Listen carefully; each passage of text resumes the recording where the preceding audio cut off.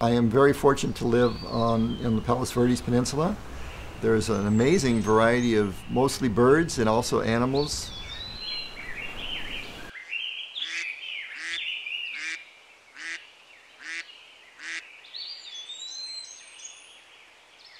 And the more I look, the more I see. So I've been photographing the birds and other animals in our yard for a few years now.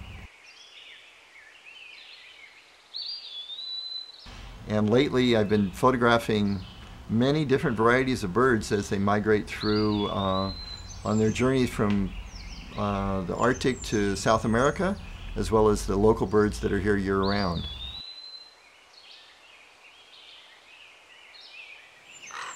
We get as many as 20 different species of birds a day sometimes in our yard.